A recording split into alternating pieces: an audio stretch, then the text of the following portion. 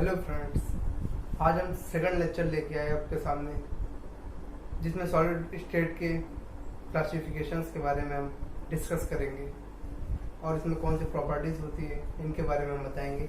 आइए स्टार्ट करते हैं। पहली, classification of solid. Classification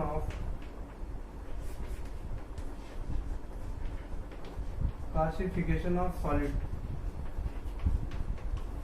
solid को किस प्रकार क्लासिफाई किया गया? Classification on the basis of constituent particles के आधार पर देखेंगे हम लोग। Classification on the basis of constituent particles के आधार पर देखेंगे। कॉन्स्टिट्यूएंट पार्टिकल्स के आधार पर क्रिस्टलाइन सॉलिड्स जो होते हैं दो प्रकार में होते हैं, टू टाइप्स में होते हैं। जैसे एक पहला क्रिस्टलाइन सॉलिड और दूसरा एमॉर्फस सॉलिड होता है। क्रिस्टलाइन सॉलिड्स में ये होता है कि जो इसमें पार्टिकल्स होते हैं क्रिस्टलाइन सॉलिड में ऑर्डरली अरेंज्ड होते हैं, और जो एमॉर्फस सॉलिड होता है उसमें रैंडमली पाए जाते हैं। बट ऑर्डरली और रैंडमली का यहाँ पे मतलब क्या है देखते हैं। जैसे ये पार्टिकल्स एक ही डायरेक्शंस में, एक ही दूरी पर, देखिए लाइक है, तो ये क्रिस्टलाइन पार्टिकल्स हैं, क्रिस्टलाइन सॉलिड है क्योंकि इसमें पार्टिकल ऑर्डरली अरेंज है। और एमॉर्फस सॉलिड में पार्टिकल यहाँ यहाँ यहाँ यहाँ कहीं भी लाई कर सकता है, ये एमॉर्फस सॉलिड हमारा बन जाता है। तो हम लोग क्रिस्टलाइन सॉलिड के बारे में देखते पहले। क्रिस्टलाइन सॉलिड, क्रिस्टलाइन सॉलिड इसमें क्या होता है, जो कॉन्स्टिट्यूएंट पार्टिकल्स होते हैं वो हमारे ऑर्डरली अरेंज होते हैं, ऑर्डरली होते हैं, कह सकते हैं कॉन्स्टिट्यूएंट पार्टिकल्स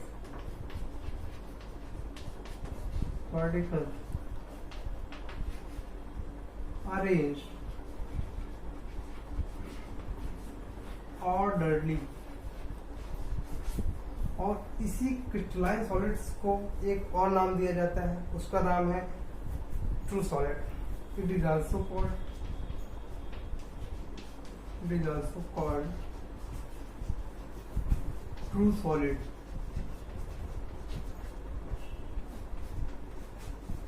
और इसके एग्जांपल्स,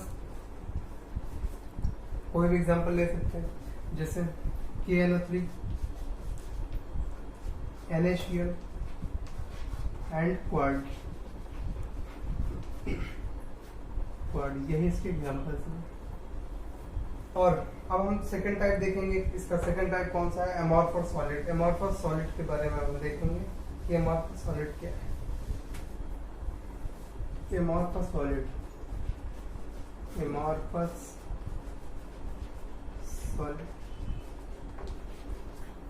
सॉलिड क्या है?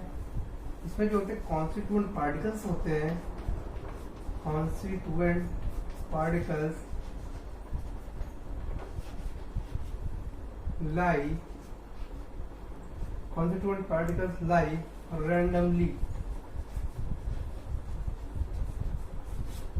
और इसको भी एक नाम और दिया गया है, इसका और नाम ये है कि it is also called supercooled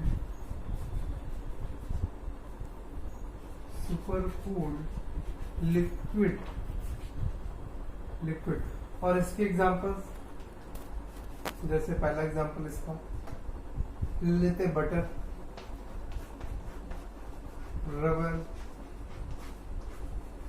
glass, addition, और भी एग्जांपल्स ले। तो इतना पढ़ा मैंने।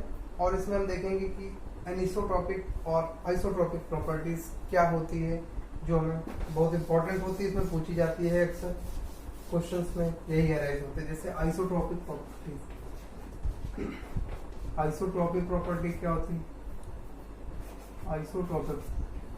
आइसोट्रॉपिक प्रॉपर्टी जो हमारी होती है वो एमॉर्फस सॉलिड में लाई करती है।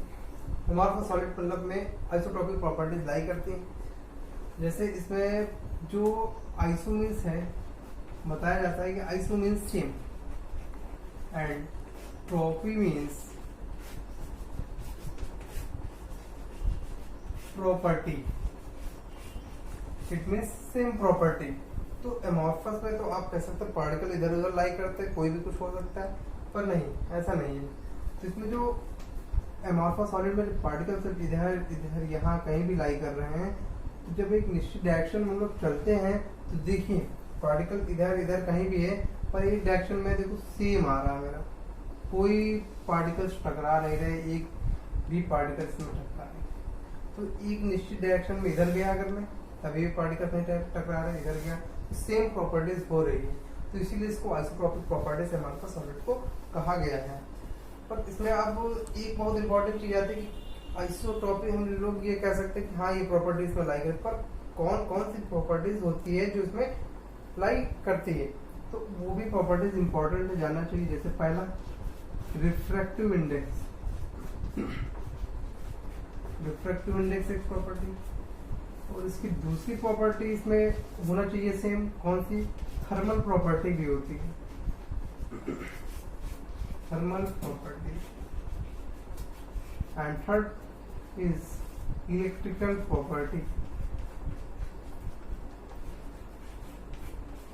इलेक्ट्रिकल प्रॉपर्टीज, ये भी इसमें सेम होनी चाहिए। यही तीन प्रॉपर्टीज भी डिपेंड करती है कि इसमें आइसोट्रोपिक नेचर शो करेगा या एनिसोट्रोपिक नेचर शो करेगा।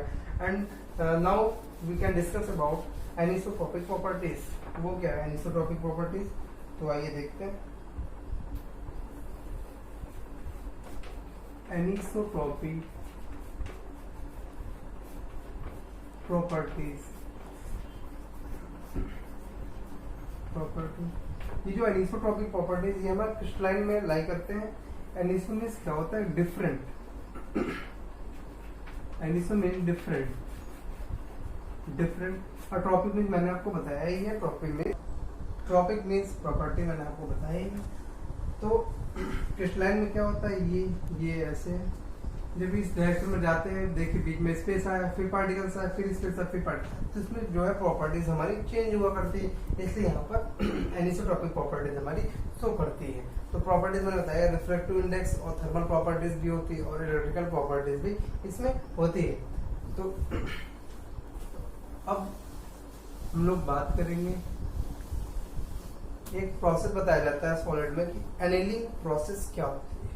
अक्सर इसके क्वेश्चंस एक दो अराइज होते हैं पेपर में, तो आइए देखें एनेलिंग प्रोसेस क्या होती है।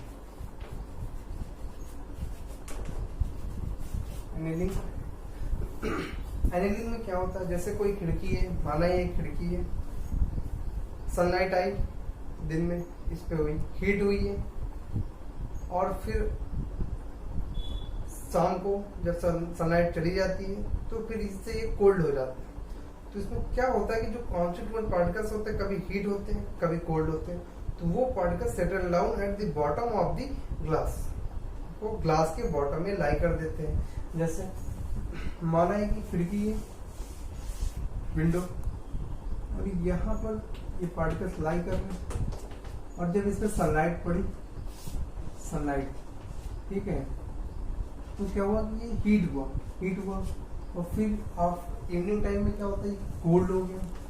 तो क्या होता है वो मतलब डेली यही हीट और इवनिंग में कोल्ड होते होते जो पार्टिकल्स होते हैं वो after some years they are shuttle down at the bottom of the glass के बॉटम। तो क्या देखते हैं कि ऊपर वाला ग्लास का सरफेस जो होता है वो थिन हो जाता है और नीचे वाला थिकर हो जाता है। ये प्रोसेस हम अक्सर देखते हैं, जैसे कांच लगे हुए खिड़कियों में, उसमें हम देखते हैं। बस इतना ही बताना था। और एक एग्जांपल जैसे लेते क्वार्ट्ज, जो क्वार्ट्ज होते हैं, और एक होता है क्वार्ट्ज ग्लास।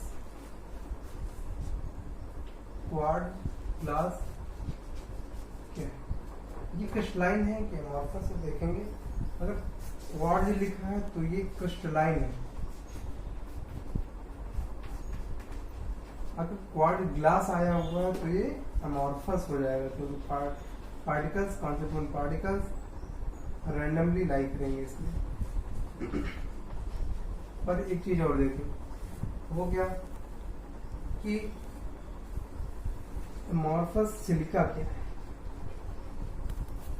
अमॉर्फस सिलिका क्या है। अमॉर्फस सिलिका में होता है, जो अमॉर्फस सिलिका होता है इसको हम लोग फोटोवोल्टाइक सेल बनाने में यूज करते हैं। किसमें? Photovoltaic cell. फोटोवोल्टाइक सेल, इसमें प्रोसेस क्या होती है ये देखेंगे। इसमें जो सनलाइट जब पड़ती है, ये सनलाइट जो है को इलेक्ट्रिकल एनर्जी में कन्वर्ट करता है। यही अमॉर्फस सिलिका का काम होता है। अब हम लोग दूसरा टॉपिक सॉलिड के कुछ इंपॉर्टेंट नोट्स लाएंगे, उनको मैं अगले वीडियो में डिस्कस करूंगा।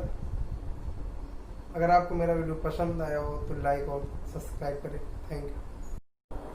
हेलो फ्रेंड्स, आज हम आप सभी के सामने सॉलिड स्टेट का एक इम्पॉर्टेंट टॉपिक गोनियोमीटर क्या होता है उसके बारे में आज हम लोग डिस्कस करेंगे कि गोनियोमीटर के कितने टाइप्स होते हैं और गोनियोमीटर का वर्ग क्या होता है। सिंपली हम लोग देखें गोनियोमीटर में हम ये जानते हैं कि ये कुछ मेजरिंग का चीज है जरूरी। उसमें हम क्या करते हैं, गोनियोमीटर हमें जैसे कोई क्रिस्टल्स है तो उसकी साइज मापने के लिए हम लोग इसका यूज करते हैं। और गोनियोमीटर ऐसा नहीं एक ही होता है, गोनियोमीटर बहुत से भागों में होता है, इसको हम देखेंगे, डिस्कस करेंगे। गोनियोमीटर 3 भागों में बांटा गया है। पहला क्या होता है, कॉन्टैक्ट गोनियोमीटर। सेकंड होता है रिफ्लेक्टिव गोनियोमीटर और second is X ray reflection goniometer होता है। इसमें कॉन्टैक्ट का क्या यूज है, रिफ्लेक्टिव का क्या यूज है, एक्सरे क्या यूज है, ये अभी हम बताएंगे। तो कॉन्टैक्ट में देखिए क्या होता है। कॉन्टैक्ट में क्या होता है, it is used for measure the large sized angle of a crystal। Crystals के जो एंगल्स होते हैं पर लार्ज साइजेस क्रिस्टल्स के हम लोग मेजर करते हैं। It is used for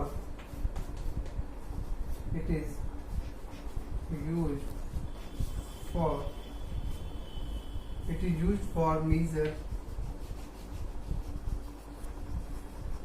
large size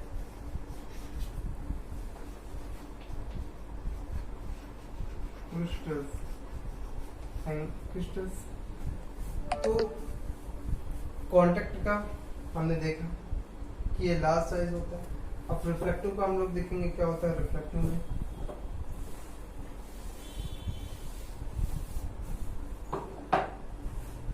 और रिफ्लेक्टिव का यूज हम लोग करते हैं इसमें इस गोनियोमीटर में होता है it is used for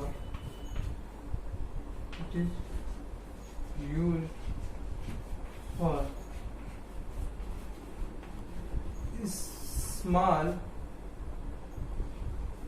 crystal. It is used for measure the small crystals को मेजर करने में इसका हम यूज करते हैं। और एक हमारा होता है एक्सरे गोनियोमीटर में क्या होता है, एक्सरे गोनियोमीटर में होता है कि जो हम लोग छोटे छोटे से जो बॉर्न एंगल हम लोग बताते हैं कि इसका हाइब्रिडाइजेशन में एंगल कितना है, तो वो सब एंगल्स एक्सरे में मापे जाते हैं। जैसे it is used for measure bond angle of the crystals,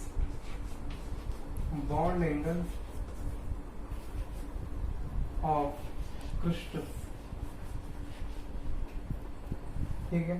जैसे एक कॉन्टैक्ट में देखा, कॉन्टैक्ट में जैसे ये हाई क्रिस्टल, इसका बॉन्ड एंगल मापने के लिए देखिए बड़ा सा हमें लेना पड़ा। लार्ज साइज के गोनियोमीटर को लेने के लिए, एंगल मापने के लिए कॉन्टैक्ट को लेंगे। अगर उससे थोड़ा सा छोटा क्रिस्टल है तो उसको मापने के लिए हमें रिफ्लेक्टिव गोनियोमीटर को लेंगे। अगर हमें बॉर्न एंगल इसी भी एक छोटे से क्रिस्टल का, एकदम छोटे से क्रिस्टल का मेजर करना है तो उसको हम एक्सरे गोनियोमीटर के द्वारा मापेंगे। बस यही हम बताना चाहते थे। और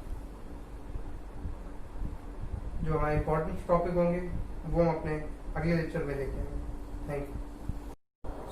हेलो फ्रेंड्स, आज हम आप सभी के सामने सॉलिड स्टेट का एक इम्पोर्टेंट टॉपिक गोनियोमीटर क्या होता है उसके बारे में आज हम लोग डिस्कस करेंगे कि गोनियोमीटर के कितने टाइप्स होते हैं और गोनियोमीटर का वर्ग क्या होता है। सिंपली हम लोग देखें गोनियोमीटर में हम ये जानते हैं कि ये कुछ मेजरिंग का चीज है जो उसमें हम क्या करते हैं। गोनियोमीटर हमें जैसे कोई क्रिस्टल्स है तो उसकी साइज मापने के लिए हम लोग इसका यूज करते हैं। और गोनियोमीटर ऐसा नहीं एक ही होता है, गोनियोमीटर बहुत से भागों में होता है, इसको हम देखेंगे, डिस्कस करेंगे। गोनियोमीटर 3 भागों में बांटा गया है। पहला क्या होता है कॉन्टैक्ट गोनियोमीटर, सेकंड होता है रिफ्लेक्टिव गोनियोमीटर और second is X ray diffraction goniometer. X ray goniometer होता है इसमें। कॉन्टैक्ट का क्या यूज है, रिफ्लेक्टिव का क्या यूज है, एक्सरे क्या यूज है, ये भी हम बताएंगे। तो कॉन्टैक्ट में देखिए क्या होता है। कॉन्टैक्ट में क्या होता है, it is used for measure the large sized angle of a crystals के जो एंगल्स होते हैं पर लार्ज साइजेस क्रिस्टल्स के हम लोग मेजर करते हैं। It is used for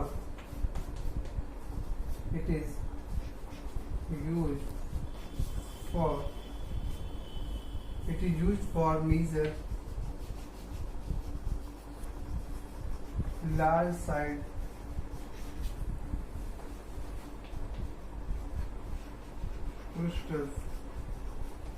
crystals। तो कॉन्टैक्ट का हमने देखा कि ये लार्ज साइज होता है।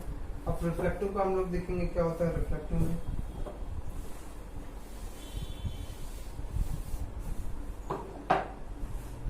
और रिफ्लेक्टिव का यूज हम लोग करते हैं reflective,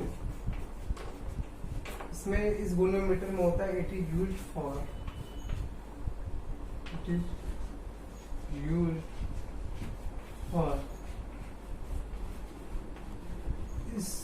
small crystal. It is used for measure the small crystals को मेजर करने में इसका हम यूज करते हैं। और एक हमारा होता है एक्सरे गोनियोमीटर। एक्सरे गोनियोमीटर में क्या होता है, एक्सरे गोनियोमीटर में होता है कि जो हम लोग छोटे छोटे से जो बॉर्न एंगल हम लोग बताते हैं कि इसका हाइब्रिडाइजेशन में एंगल कितना है, तो वो सब एंगल्स एक्सरे में मापे जाते हैं। जैसे it is used for measure bond angle of the crystals, bond angle of crystals। ठीक है, जैसे एक कॉन्टैक्ट में देखा, कॉन्टैक्ट में जैसे ये हाई क्रिस्टल, इसका बॉन्ड एंगल मापने के लिए देखिए बड़ा सा हमें लेना पड़ा। लार्ज साइज के गोनियोमीटर को लेने के लिए, एंगल मापने के लिए कॉन्टैक्ट को लेंगे। अगर उससे थोड़ा सा छोटा क्रिस्टल है तो उसको मापने के लिए हमें रिफ्रैक्टिव गोनियोमीटर को लेंगे। अगर हमें बॉन्ड एंगल इसी एक छोटे से क्रिस्टल का, एकदम छोटे से क्रिस्टल का मेजर करना है तो उसको हम एक्सरे गोनियोमीटर के द्वारा मापेंगे। बस यही हम बताना चाहते थे। और जो हमारे इंपॉर्टेंट टॉपिक होंगे वो हम अपने अगले लेक्चर में देखेंगे। Thank you.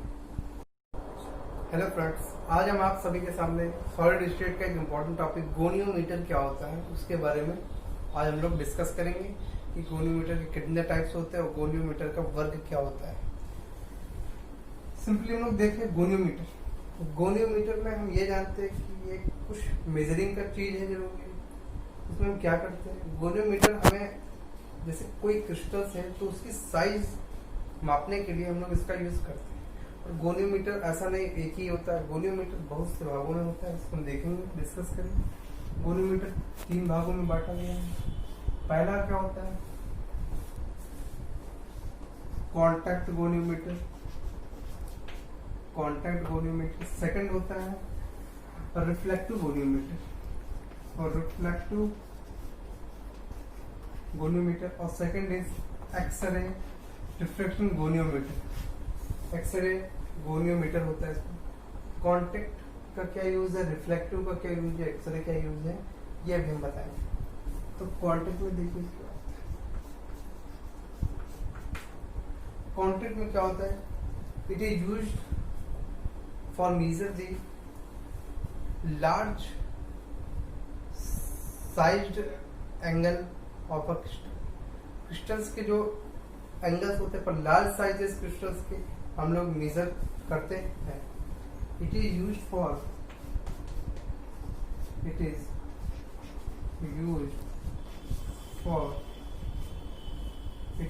For measure large side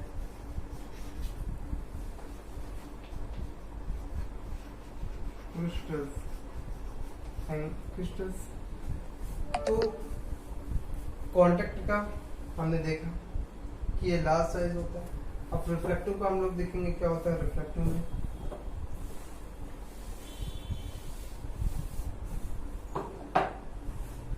और रिफ्लेक्टिव का यूज हम लोग करते हैं रिफ्लेक्टिव, इसमें इस गोनियोमीटर में होता है it is use for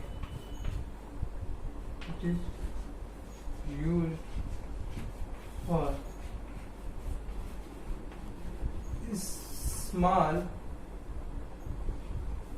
crystal.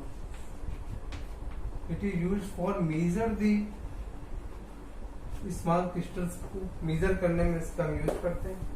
और एक हमारा होता है एक्सरे गोनियोमीटर। एक्सरे गोनियोमीटर में क्या होता है, एक्सरे गोनियोमीटर में होता है कि जो हम लोग छोटे छोटे से जो बॉर्न एंगल हम लोग बताते हैं कि इसका हाइब्रिडाइजेशन में एंगल कितना है, तो वो सब एंगल्स एक्सरे में मापे जाते हैं। जैसे it is use for measure bond angle of the crystals, bond angle of crystals।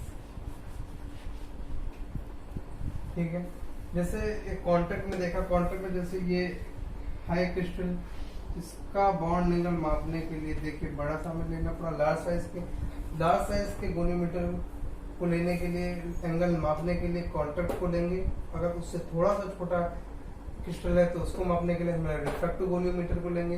अगर हमें बॉर्ड एंगल इसी एक छोटे से क्रिस्टल का, एकदम छोटे से क्रिस्टल का मेजर करना है तो उसको हम एक्सरे गोनियोमीटर के द्वारा मापेंगे।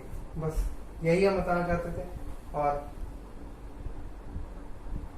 जो हमारे इंपॉर्टेंट टॉपिक होंगे वो हम अपने अगले लेक्चर में देखेंगे। Thank you. हेलो फ्रेंड्स, आज हम सेकंड लेक्चर लेके आए आपके सामने, जिसमें सॉलिड स्टेट के क्लासिफिकेशंस के बारे में हम डिस्कस करेंगे और इसमें कौन सी प्रॉपर्टीज होती है इनके बारे में हम बताएंगे। आइए स्टार्ट करते हैं। पहले classification of solid. Classification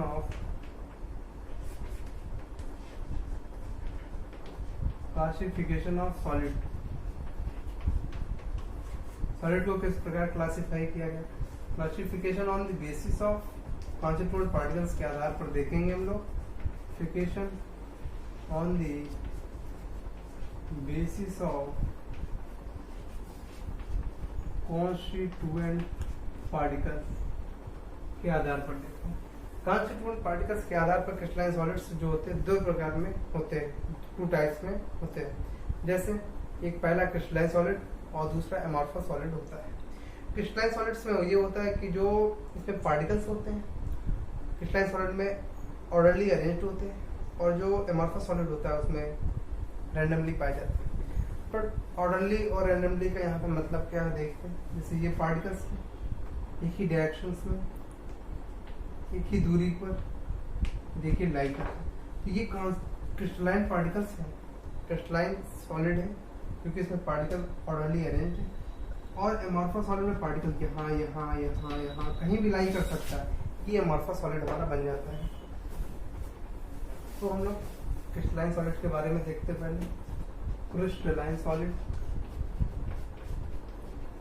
crystalline solid इसमें क्या होता है, जो कॉन्स्टिट्यूएंट पार्टिकल्स होते हैं वो हमारे ऑर्डरली अरेंज होते हैं, ऑर्डरली होते हैं।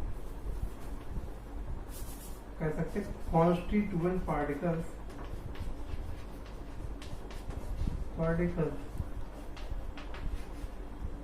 Arrange orderly. और इसी क्रिस्टलाइन सॉलिड्स को एक और नाम दिया जाता है, उसका नाम है true solid. It is also called true solid.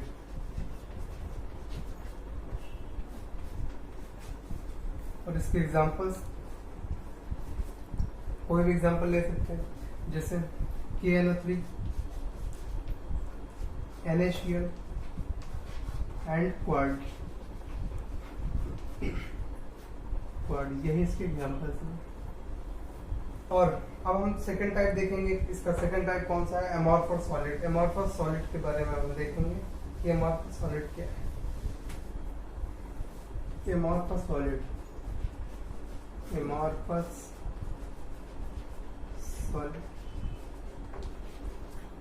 Solid क्या है? इसमें जो होते हैं कॉन्स्टिट्यूएंट पार्टिकल्स होते हैं, कॉन्स्टिट्यूएंट पार्टिकल्स लाई randomly। और इसको भी एक नाम और दिया गया है, इसका और नाम ये है कि it is also called super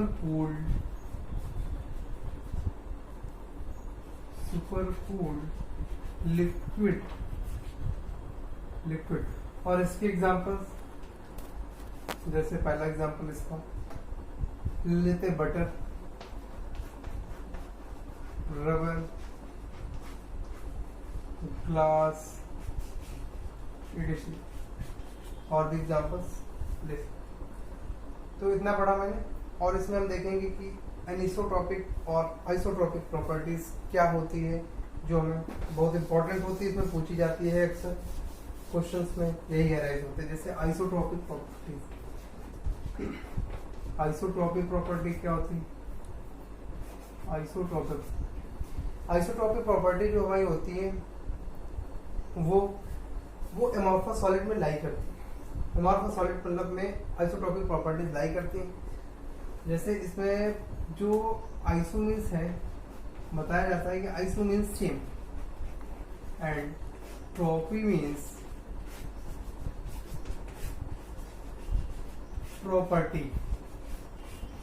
it means same property. तो एमॉर्फस में तो आप कह सकते हैं पार्टिकल इधर उधर लाई करते हैं, कोई भी कुछ हो सकता है, पर नहीं, ऐसा नहीं है। तो इसमें जो एमॉर्फस सॉलिड में पार्टिकल सिर्फ इधर यहाँ कहीं भी लाई कर रहे हैं, तो जब एक निश्चित डायरेक्शन में हम लोग चलते हैं तो देखिए पार्टिकल इधर कहीं भी है, पर एक डायरेक्शन में देखो सेम आ रहा है मेरा, कोई पार्टिकल्स टकरा नहीं रहे, एक भी पार्टिकल्स में टकरा रहे। तो एक निश्चित डायरेक्शन में इधर गया अगर मैं, तभी पार्टिकल्स नहीं टकरा रहे, इधर गया, तो सेम प्रॉपर्टीज हो रही है। तो इसीलिए इसको आइसोट्रॉपिक प्रॉपर्टीज एमॉर्फस सॉलिड को कहा गया है। पर इसमें अब एक बहुत इंपॉर्टेंट चीज आती है कि आइसोट्रॉपिक हम लोग ये कह सकते हैं कि हाँ ये प्रॉपर्टीज में लाई करती है, पर कौन कौन सी प्रॉपर्टीज होती है जो इसमें लाई करती है, तो वो भी प्रॉपर्टीज इंपॉर्टेंट है, जानना चाहिए। जैसे पहला रिफ्रैक्टिव इंडेक्स एक प्रॉपर्टी, और इसकी दूसरी प्रॉपर्टी इसमें होना चाहिए सेम, कौन सी? थर्मल प्रॉपर्टी भी होती है,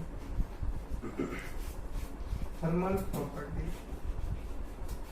and third is electrical property.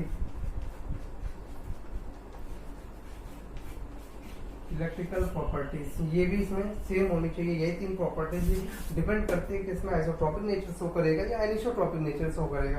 And now we can discuss about anisotropic properties. वो क्या है एनिसोट्रॉपिक प्रॉपर्टीज? तो आइए देखते हैं। एनिसोट्रॉपिक प्रॉपर्टी, ये जो एनिसोट्रॉपिक प्रॉपर्टीज ये हमारे क्रिस्टलाइन में लाई करते हैं। एनिसो मीन्स क्या होता है? Different. Aniso mean different, different. और ट्रॉपिक मीन्स मैंने आपको बताया ही है, ट्रॉपिक मीन्स प्रॉपर्टी मैंने आपको बताया ही है। तो क्रिस्टलाइन में क्या होता है, ये ऐसे है, जब इस डायरेक्शन में जाते हैं, देखिए बीच में स्पेस आया, फिर पार्टिकल्स आया, फिर स्पेस आया, फिर पार्टिकल, तो इसमें जो है प्रॉपर्टीज हमारी चेंज हुआ करती है, इसलिए यहाँ पर एनिसोट्रॉपिक प्रॉपर्टीज हमारी शो करती है। तो प्रॉपर्टीज मैंने बताया, रिफ्रैक्टिव इंडेक्स और थर्मल प्रॉपर्टीज भी होती है और इलेक्ट्रिकल प्रॉपर्टीज भी इसमें होती है। तो अब हम लोग बात करेंगे, एक प्रोसेस बताया जाता है सॉलिड में कि एनेलिंग प्रोसेस क्या होती है। अक्सर इसके क्वेश्चंस 1-2 अराइज होते हैं पेपर में। तो आइए देखें एनेलिंग प्रोसेस क्या होती है।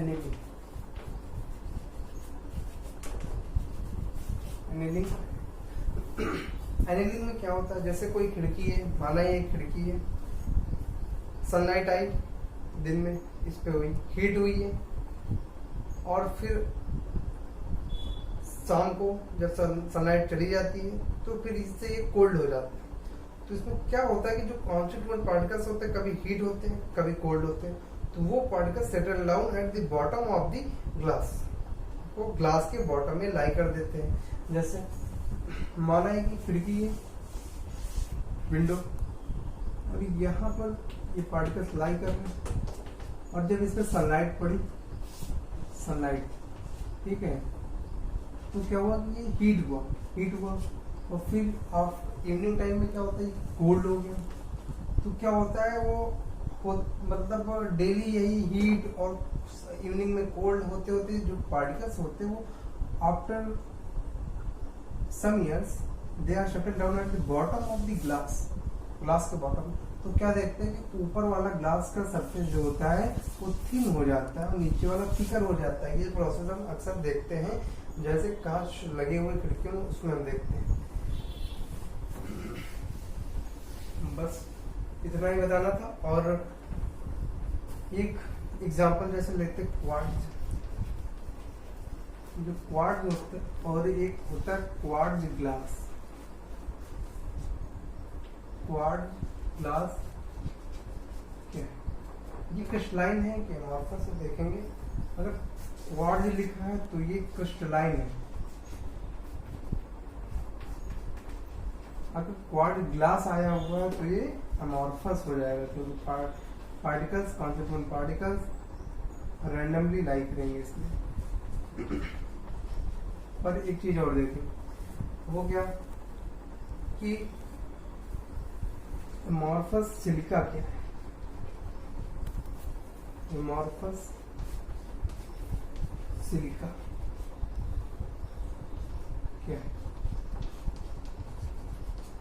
अमॉर्फस सिलिका में होता है, जो अमॉर्फस सिलिका होता है, इसको हम लोग फोटोवोल्टेइक सेल बनाने में यूज करते हैं। किसमें, फोटोवोल्टेइक सेल, फोटोवोल्टेइक